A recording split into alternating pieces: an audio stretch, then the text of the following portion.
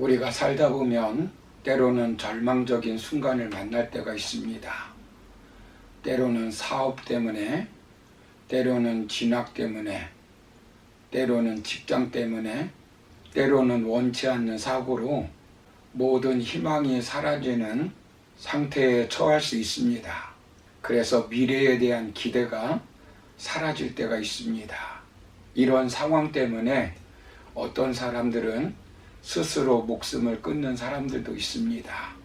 왜냐하면 자신을 도울 사람이 없다라고 생각하기 때문입니다. 그래서 키에르케고르는 절망은 죽음에 이르는 병이라고 말하였습니다. 오늘 성경을 보시면 절망에서 탈출하여 하나님께 영광 돌리는 가정을 볼 수 있습니다. 오늘 우리가 본문을 통해서 어떻게 절망에서 탈출할 수 있는가를 살펴보려고 합니다. 먼저 지난 시간에 우리가 살펴본 것은 우리는 도와주시는 하나님을 만나야 한다라고 말씀드렸습니다. 오늘 두 번째로 살펴볼 것은 우리는 내가 가진 것으로 시작하여 절망에서 탈출해야 합니다. 사람이 절망하는 이유 중에 한 가지는 자신 스스로 그 문제를 해결할 능력이 없다고 생각하기 때문입니다. 해결할 만한 돈도, 재능도, 친구도, 실력도 없기 때문에 절망하는 것입니다. 오늘 본문에 나오는 여인은 엘리사를 찾아와서 오늘 엘리사는 자신의 문제를 해결할 수 있는 능력이 없다고 생각하는 이 여인에게 무엇이라고 말합니까? 본문 2절을 보시면 엘리사가 그에게 이르되 내가 너를 위하여 어떻게 하랴? 내 집에 무엇이 있는지 내게 말하라. 그가 이르되 계집종의 집에 기름 한 그릇 외에는 아무것도 없나이다 하니라고 말씀합니다. 내 집에 무엇이 있는지를 내게 말하라는 것입니다. 빈 문제를 해결할 수 있는 것이 아무것도 없다고 생각하는 그 여인에게 무엇이 있는지를 물어봅니다. 잃은 것이 아니라 남아있는 것을 물어보는 것입니다. 이것이 절망에서 탈출하게 하는 하나님의 관점이요 하나님의 음성입니다.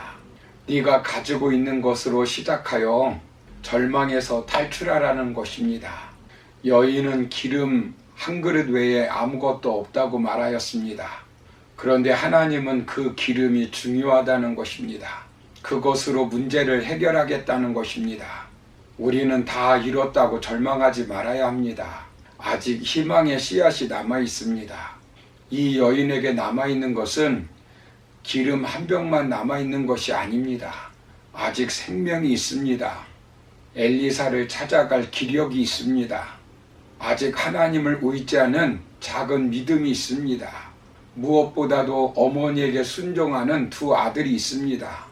동네 사람들이 그릇을 빌려줄 만큼 신뢰도도 있습니다. 모세를 보십시오. 40년 동안 왕국에서 교육을 받은 사람입니다. 어느 날 명예도 부도 권력도 다 잃었습니다. 그런데 하나님은 모세를 불러 사용하십니다. 무엇을 들고 사용하십니까? 손에 들고 있는 지팡이입니다. 그 지팡이로 이적을 행합니다.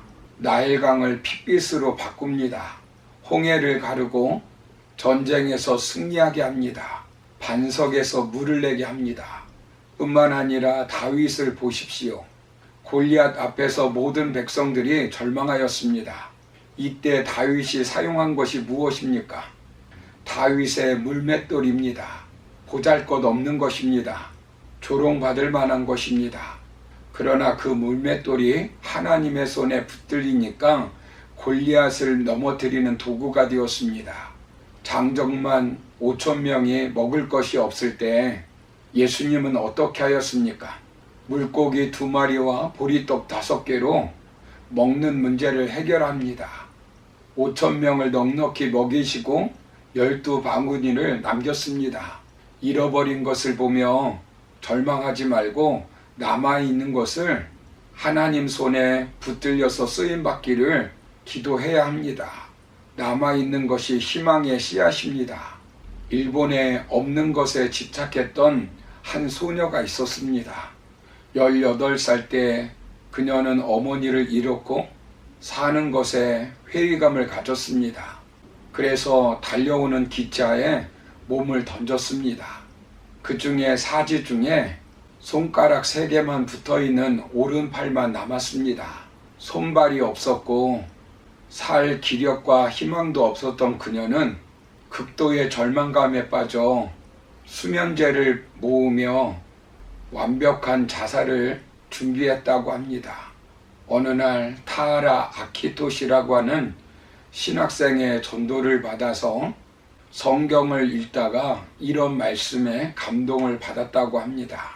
고린도 후서 5장 17절에 보면 그런즉 누구든지 그리스도 안에 있으면 새로운 피조물이라 이전 것은 지나갔으니 보라 새 것이 되었도다. 그 말씀을 보는 순간 그녀는 자신의 손에 붙어있는 세 손가락이 남아있다는 것에 감격을 하였다고 합니다. 그때부터 그녀는 없는 것에 집착하지 않고 있는 것에 감격하며 감사하며 살았다고 합니다. 점차 그녀의 내면은 아름다워졌고 그 아름다움에 반해 한 청년이 청혼을 했다고 합니다. 바로 그녀를 전도했던 타라였습니다. 결국 둘은 결혼하였고 2 딸을 낳고 지금도 행복하게 살고 있다고 합니다. 그녀가 바로 산다는 것이 황홀하다라는 책을 쓴 타하라 요네코입니다. 그녀는 지금도 요리, 청소, 살림을 하면서 절망한 사람들을 만나면서 자신의 몸을 보여주며 이렇게 말을 합니다. 힘내세요. 하나님은 나 같은 장애인도 사랑합니다. 당신이 귀한 것을 잃었겠지만 그래도 남은 것이 있습니다. 당신 자신은 여전히 존재하기 때문입니다. 당신이 하나님의 목적을 따라 살면 삶은 여전히 황홀한 것입니다. 사랑하는 성도 여러분, 잃은 것 바라보며 절망하지 마시고 남은 것 보면서 감사할 수 있기를 바랍니다. 그것이 절망의 터널을 나오게 하는 하나님의 씨앗이요 하나님의 도구입니다. 꽃은 아무리 작은 꽃이랄지라도 초라하지 않습니다.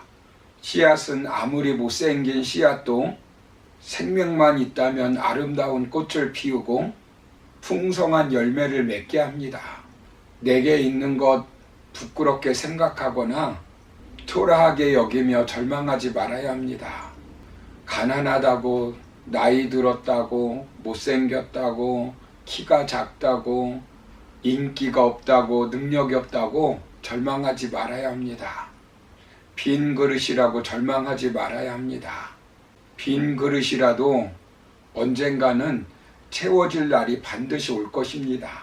그러므로 우리는 지금 내게 남아있는 것을 통해서 절망에서 탈출하여 하나님께 영광 돌리며 사명 감당하는 저와 여러분의 삶이 되기를 주님의 이름으로 축원합니다.